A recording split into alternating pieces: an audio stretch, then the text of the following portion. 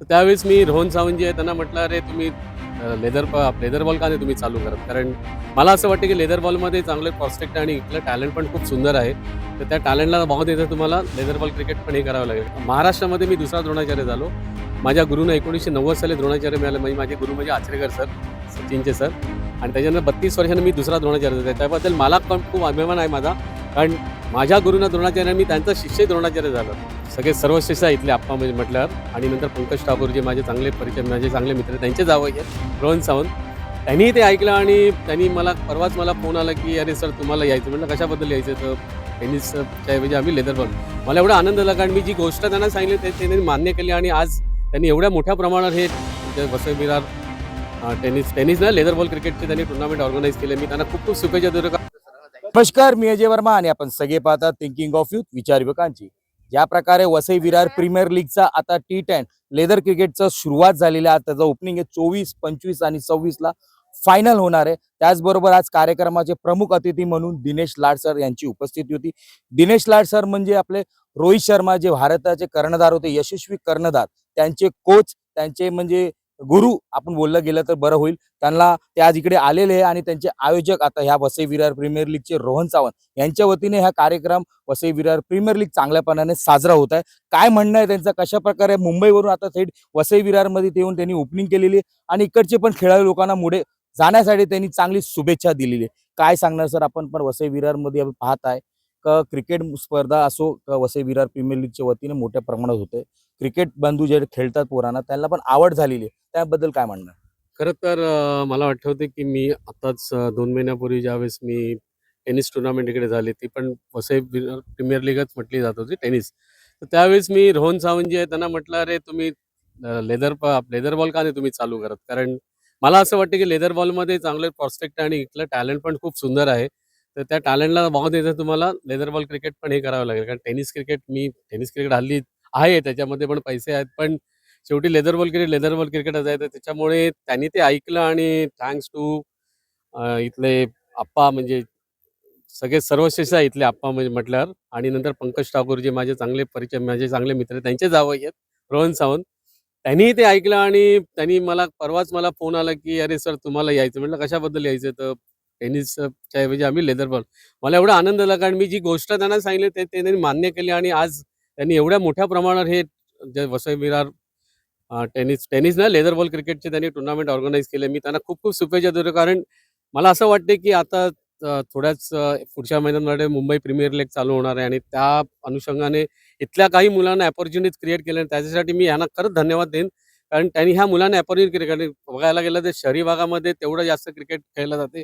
ग्रामीण भागात नाही. पण ग्रामीण भागात ज्या पद्धतीने हे वाढवत आहेत क्रिकेट, म्हणजे त्याचं श्रेय मी मगाशी म्हटलेलं आप्पा आहेत, पंकज ठाकूर आहेत, रोहन सारखे चांगले धडाडीचे यंग नगरसेवक आहेत, ते जे करतायत आणि मी त्यांना सांगेन, की माझी काही मदत लागली तुम्ही मला कधीही बोला, मी कधीही यायला तयार आहे. आणि असंच जर करत राहिलं तर येणाऱ्या काही दिवसामध्ये आता फक्त मला वाटते आपला कर्णधार अंडर 19चा आयुष एकच झाला. पण मला वाटते हे जर चालू राहिलं तर येणाऱ्या काही वर्षामध्ये इथले 10 ते 15 मुलं मुंबईसाठी मुंबईपेक्षा देशासाठी खेळताना मला दिसेल याची 100% ग्वाही आहे. ज्या प्रकारे आपण आता म्हणजे शिक्षण देतात, म्हणजे रोहित शर्मा सारखे एवढे यशस्वी कर्णधार भारताचे, त्यांना आपण शिकवत आहे आणि आता ह्या ठिकाणी वसई विरारमध्ये पण खेळाडू आहे, त्यांना पण इच्छुक आहे, त्यासाठी त्यांना काय म्हणणार तुम्ही? मी तर ह्यांना म्हटलं ना, की मला तुम्ही कधीही बोलवा कारण माझं दुर्दैव आहे, की मी बोरिवलीला राहतो. बोरिवली आणि विरारमध्ये यायचं म्हणजे अंतर खूप मोठं आहे. पण त्यांनी तर मला सांगितले काही खूप सुंदर सुंदर टॅलेंटेड आहे. कारण मी बऱ्याच मुलांना मी प्रशिक्षण देत असतो. खरं तर माझ्याबद्दल असं बोललं जातं, की रोहित शर्माला तुम्ही शिकवलं. म्हणजे रोहित शर्माला मी गाईड केलं, मी शिकवलेलं नाहीये. रोहित शर्माकडे टॅलेंट होतं आणि तो बनला गेलेला आहे. त्याच्यामुळे मी स्वतःला श्रेय देण्यापेक्षा माझ्या स्टुडंटला मी जास्त श्रेय देतो. आणि इथलेही काही जर मुले मला वाटली खूप टॅलेंट आहे, तर मी त्यांना मुंबईमध्ये घेऊन जायला तर आता तर मला वाटत नाही, की मुंबईहून न्यायची पण गरज नाही. कारण क्रिकेट इथे पण आता वाढत चाललेलं आहे. आणि मी मगाशी म्हटलं पण इथली काही मुलं येणार आहेत 10 एक 15 वर्षात देशासाठी खेळताना तुम्हाला ह्याची मी 100% मी तुम्हाला ग्वाही देतो. कारण असे यंग टॅलेंटेड रोहन सावंत जसे जे डायनामिक जे नगरसेवक आहेत, त्यांनी जर असं काम केलं तर का नाही इथली मुलं पुढे जाऊन देशासाठी खेळू शकतात. आपल्याला द्रोणाचार्य सन्मानित करण्यात आला दिल्लीमध्ये, त्याबद्दल काय म्हणायचं? आता द्रोणाचार्य म्हणजे एक मोठी पदवी झाली. नाही, खरोखर मला त्याच्याबद्दल मला स्वतःलाही अभिमान आहे. त्याचं कारण मी सांगतो, की महाराष्ट्रामध्ये मी दुसरा द्रोणाचार्य झालो. माझ्या गुरुनं 1990 साली द्रोणाचार्य मिळालं. म्हणजे माझे गुरु म्हणजे आचरेकर सर, सचिनचे सर. आणि त्याच्यानंतर 32 वर्षांनी मी दुसरा द्रोणाचार्य झालो. त्याच्याबद्दल मला खूप अभिमान आहे माझा. कारण माझ्या गुरुना द्रोणाचार्य, मी त्यांचा शिष्यही द्रोणाचार्य झालं. त्याच्याबद्दल, आणि हे द्रोणाचार्य मी माझ्यामुळे ते मिळालेलं नाही, मी काहीच केलेलं नाही, माझ्या मुलांमुळे मिळालं. कारण रोहित, शार्दूल म्हणा, माझा मुलगा सिद्धेश लाड, आता हरमीत सिंग जो आता USAला वर्ल्ड कप खेळला, बरेच काही मुलं माझी स्टेटला केली. ही निवड माझ्यामुळे झाली, त्यांच्या टॅलेंटमुळे झालेली. मी फक्त त्यांना गाईड केलेलं आहे. तसंच रोहन पण आता मुलांना गाईड करेल आणि ते टॅलेंटेडमुळे पुढे जाऊन इथली काही मुलं देशासाठी खेळतील असं मी म्हणेन. धन्यवाद. रोहनजी, काय सांगा, ज्या प्रकारे दिनेश लाड सर यांनी आता इकडे आले, तुमच्यासाठी त्यांनी प्रोत्साहन सांगितलं आणि येणाऱ्या भविष्यामध्ये कुठे ना कुठे वसई विरारचे पण युवा पुढे जाताना दिसणार, त्याबद्दल काय म्हणणार? पहिली गोष्ट तर दिनेश सर इकडे वेळात वेळ काढून आल्याबद्दल खूप खूप धन्यवाद. आणि मुलांना इकडे त्यांनी ते जे गायडन्स देतात, जे त्यांना शिकवण भेटलं पाहिजे, आणि ज्या प्रकारे ते रोहित शर्मानं त्यांनी गायडन्स देऊन त्यानं पुढे केलेलं आहे, तसेच ही मुलं हळूहळू पुढे जाण्याचा प्रयत्न करतीलच.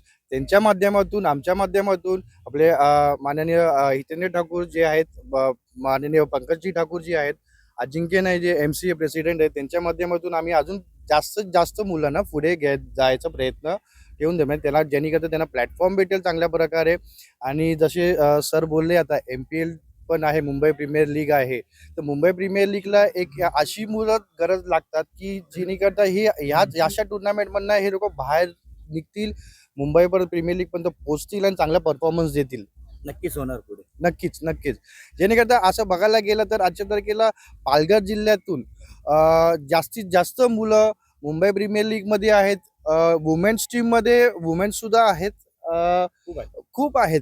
आणि IPL मध्ये पण आपले काही मुलं आपले पालघर जिल्ह्यातून खेळतात आहेत. कारण की पंकज ठाकूरच्या वतीने इकडे स्वतः आता वसई विरारमध्ये पण MCAचं म्हणजे सिलेक्शन किंवा प्रशिक्षण इकडे चालू होणार आहे लवकरात लवकर. हो, ते तर लवकरच चालू होणार आहे. चालूच आहे त्याचे पूर्ण कामं, प्रयत्न पूर्ण चालू आहे त्याचे. लवकर चालू आहे. चांगली संधी भेटणार. नक्कीच भेटणार आहे. धन्यवाद. बघितलं, हे होते सर्व मान्यवर, ज्या प्रकारे आता Vasai Virar premier league T10 यांच्या इकडे आलेले आणि त्यांनी शुभारंभ केलेला आहे. ज्या प्रकारे येत्या काळामध्ये युवकांना कुठे ना कुठे चांगली संधी भेटणार आहे, बघण्यासारखं असेल कशा प्रकारे भविष्य वसई विरारच्या युवकांचं भविष्य आता येत्या टायमाला बदलणार आहे. या सर्व गोष्टी आम्ही नक्कीच तुम्हाला पुढेही दाखवायचा प्रयत्न करू. धन्यवाद.